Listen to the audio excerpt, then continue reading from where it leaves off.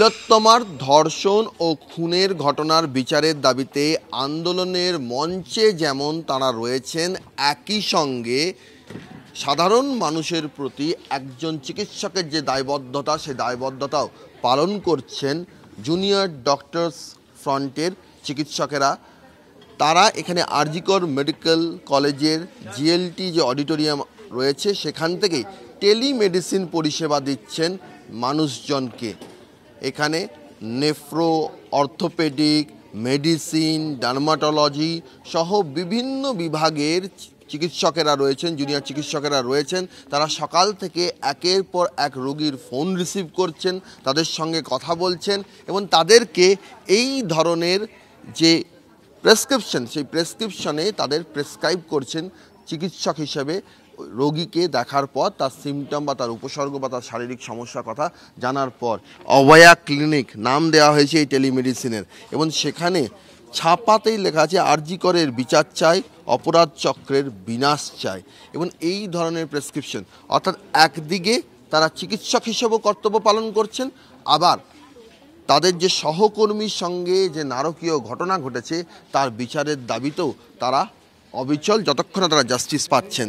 এই অভয়া ক্লিনিক, যে ক্লিনিকটা আপনারা খুলেছেন তিলোত্তমার বিচারের দাবিতে, কিসের জন্য, মানে কি, কোন কথা ভেবে টেলিমেডিসিন ক্লিনিক?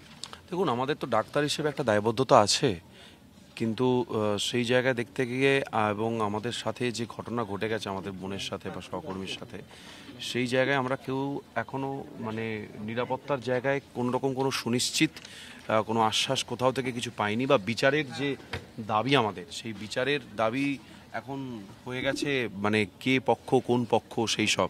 তো সেই জায়গায় দাঁড়িয়ে আমাদের সমস্ত কিছু মানে একটা অদ্ভুত ধোঁয়াশার মধ্যে আমরা বসবাস করছি, এবং সেই জায়গা থেকে আমাদের জুনিয়র ডক্টরস ফ্রন্ট ডিসাইড করেছে কর্মবিরতিতে আমরা থাকবো।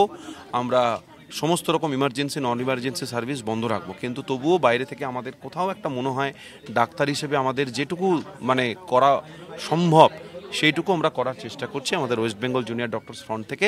এবং সেখানে এটা করা কিন্তু মানে এরকম নয়, এটা কিন্তু আমাদের প্রতিবাদের একটা মাধ্যম, এবং এর মাধ্যমে আমরা আবার প্রতিবাদ জানাচ্ছি। এবং আপনারা দেখেছেন যে প্রেসক্রিপশানে আমরা এই মানে ওষুধপত্র যা দিচ্ছি সেটাই কিন্তু লেখা আছে যে অভয়ার বিচার চাই, জাস্টিস ফর অভয়া। এখানে আরও চিকিৎসকরা রয়েছেন, তাদের সঙ্গেও একটু কথা বলবো। কি পদ্ধতিতে এই টেলিমেডিসিন পরিষেবাটা চলছে? আমরা গতকালই আমাদের সোশ্যাল মিডিয়া বিভিন্ন প্ল্যাটফর্ম থেকে বিভিন্ন জায়গাতে আমরা যে হেল্পলাইন নাম্বার যেগুলো সেগুলো শেয়ার করেছি, তো সেই নাম্বারগুলোতেই হোয়াটসঅ্যাপ কল থেকে শুরু করে এমনি কল সব কিছু আসছে, সেগুলো আমরা অ্যাটেন্ড করছি এবং পেশেন্টের, রুগীদের যা কমপ্লেন, যা যা সমস্যা সেগুলো শুনে তার যথাযথ চিকিৎসার চেষ্টা করছি আমরা। টেলিমেডিসিন পরিষেবা যখন চলছে তখন পেশেন্টদেরকে আপনারা কি বলছেন? প্রেসক্রিপশনের লাস্টে আমরা এখানে জাস্টিস ফর অভয়া আমরা লাস্টে লিখে রাখছি। অবশ্যই আমরা বিচারের দাবিতে আছি।